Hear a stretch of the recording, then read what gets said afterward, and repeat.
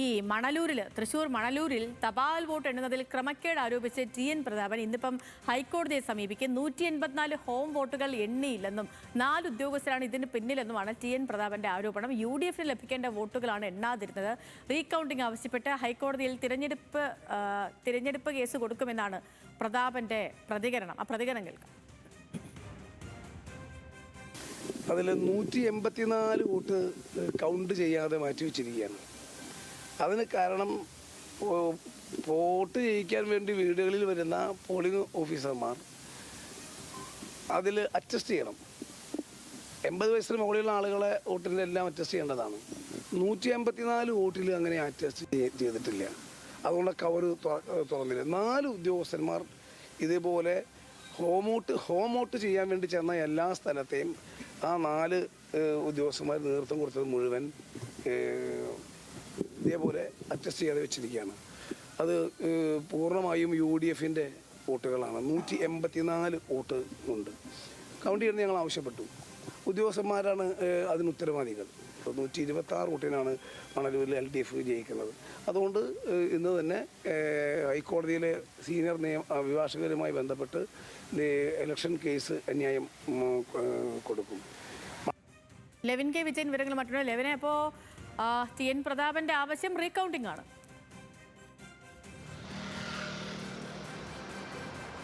സേതു, അങ്ങനെ തന്നെയാണ്.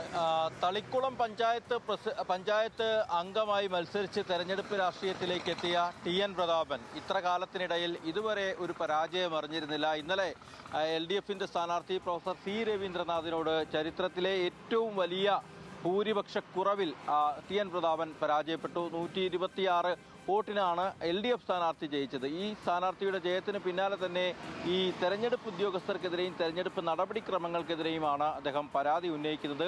C രവീന്ദ്രനാഥിൻ്റെ വിജയം അംഗീകരിക്കുന്നു, അദ്ദേഹത്തെ അഭിനന്ദിക്കുന്നു. പക്ഷേ അതിനെതിരെ കോടതിയിലും നിയമപരമായും തെരഞ്ഞെടുപ്പ് കമ്മീഷനിലും ചലഞ്ചുമായി രംഗത്തുണ്ടാകുമെന്നുള്ളതാണ് പ്രതാപൻ പറയുന്നത്. 184 വോട്ടുകൾ, ഫോം വോട്ടുകൾ അല്ലെങ്കിൽ പ്രായമായ ആളുകളെ നേരിൽ കണ്ട് തെരഞ്ഞെടുപ്പ് ഉദ്യോഗസ്ഥർ നേരിട്ട് വോട്ട് ചെയ്യിക്കുന്ന സമ്പ്രദായത്തിലുള്ള 184 വോട്ടുകൾ അത് അസാധുവായിരുന്നു. അത് എണ്ണാൻ അല്ലെങ്കിൽ കൗണ്ട് ചെയ്യാൻ നിർവാഹമില്ല എന്നുള്ളതാണ് തെരഞ്ഞെടുപ്പ് കമ്മീഷൻ അറിയിച്ചത്. അത് ഉദ്യോഗസ്ഥർ അറ്റസ്റ്റ് ചെയ്തിരുന്നില്ല. അത്തരത്തിൽ വോട്ട് ചെയ്ത് വോട്ടർമാരുടെ ബാലറ്റ് പേപ്പർ വാങ്ങുമ്പോൾ ഉദ്യോഗസ്ഥർ അറ്റസ്റ്റ് ചെയ്തില്ല എന്നുള്ള കാരണം കൊണ്ടാണ് തെരഞ്ഞെടുപ്പ് കമ്മീഷൻ പലവട്ടം എണ്ണിയതിനു ശേഷം അത് അസാധുവാക്കി മാറ്റിവെച്ചിരിക്കുന്നത്.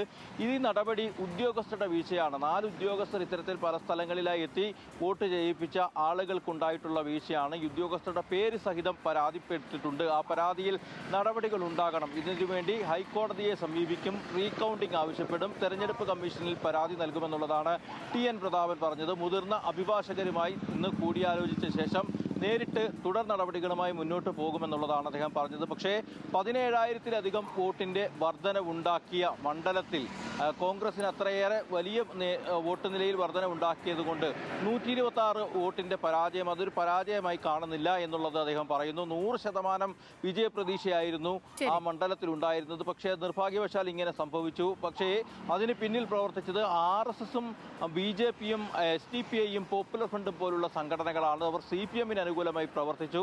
അതുകൊണ്ട് തന്നെ അവർക്ക് വിധേയനാകാൻ തയ്യാറാകില്ല. ഒരു ഘട്ടത്തിലും അവരുമായി സന്ധിക്കില്ല എന്നുള്ളതും പ്രതാപൻ വ്യക്തമാക്കുന്നു. മാത്രമല്ല, മുഖ്യമന്ത്രി സ്ഥാനത്തേക്കുള്ള ചർച്ചയുമായി ബന്ധപ്പെട്ടുകൊണ്ട് അദ്ദേഹം പറയുന്നു, വെണ്ണ കഴിക്കുന്ന പോലെ ലാളിത്യമുള്ള രീതിയിൽ തെരഞ്ഞെടുപ്പിനെ മുഖ്യമന്ത്രിയെ കോൺഗ്രസ് തെരഞ്ഞെടുക്കും. ഗുരുവായൂരിലേക്ക് സ്ഥിരമായി എത്തുന്ന, ഗുരുവായൂരിൽ സ്ഥിരം ദർശനത്തിനെത്തുന്ന ആളായിരിക്കും മുഖ്യമന്ത്രി, വെളുത്ത ആളായിരിക്കും മുഖ്യമന്ത്രി എന്നുള്ളൊരു തമാശ രൂപേണ കൂടി അദ്ദേഹം പറഞ്ഞു വെക്കുന്നുണ്ട്. മണലൂരിലെ തോൽവിയും തുടർന്നുള്ള രാഷ്ട്രീയ സാഹചര്യങ്ങളുമായി റീകൗണ്ടിംഗ് വേണമെന്നാണ് TN പ്രതാപന്റെ ആവശ്യം.